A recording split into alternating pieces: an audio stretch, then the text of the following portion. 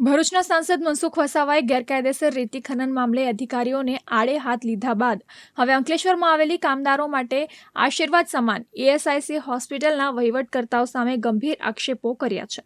મનસુખ વસાવાએ આ અંગે સોશિયલ મીડિયામાં પોસ્ટ કરી છે। આ પોસ્ટમાં જણાવ્યા અનુસાર હોસ્પિટલમાં એજન્સી દ્વારા કોન્ટ્રાક્ટ પદ્ધતિથી કર્મચારીઓની ભરતી કરવામાં આવી છે, જેમાં ગેરરીતિ કરવામાં આવી છે। કોન્ટ્રાક્ટરના કર્મચારીઓનું રિન્યૂ કરવા ₹1 લાખ તો નવા ઉમેદવાર પાસે 4 પગાર એડવાન્સ પેટે લેવામાં આવી રહ્યા હોવાના મનસુખ વસાવા દ્વારા આક્ષેપ કરવામાં આવ્યા છે। આ અંગે એજન્સી દ્વારા ઉમેદવારોને અમદાવાદની હેડ ઓફિસ ખાતે બોલાવવામાં આવ્યા હતા અને ત્યાં પૈસા આપ્યા પછી જ પસંદગી લેટર આપવામાં આવતો હોવાના આક્ષેપ કરવામાં આવ્યા છે। આ બાબતે તેઓ દ્વારા કેન્દ્રીય શ્રમ અને રોજગાર મંત્રી મનસુખ માંડવિયાને રજૂઆત કરવામાં આવશે।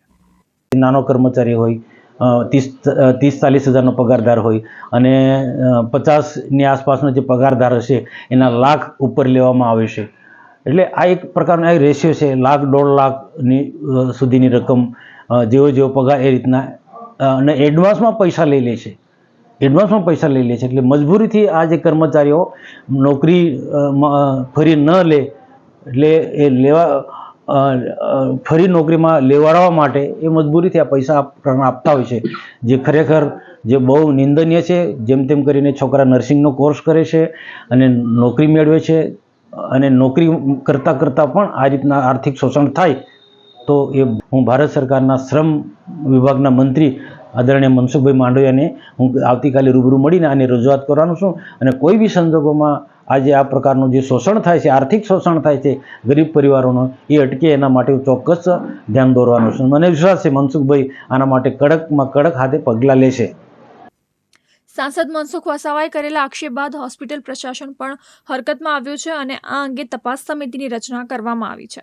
તપાસ સમિતિનો રિપોર્ટ આવ્યા બાદ કાર્યવાહી કરવામાં આવશે। આ અંગે ઈએસઆઈસીના ચીફ મેડિકલ ઓફિસર આર.કે. શાહે જણાવ્યું હતું કે સાંસદ દ્વારા સોશિયલ મીડિયા પર જે આક્ષેપ કરવામાં આવ્યા છે, જેને પગલે આ તપાસ સમિતિની રચના કરવામાં આવી છે, જેના રિપોર્ટ બાદ આગળની કાર્યવાહી हाथ धरવામાં આવશે।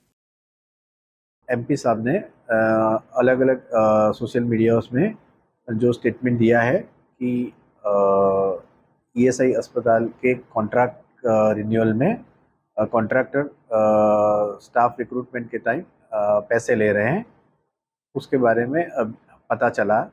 उसके लिए हमने एक कमेटी का गठन किया हुआ है। उस कमेटी के रिपोर्ट के आधार पे आगे की कार्यवाही की जाएगी।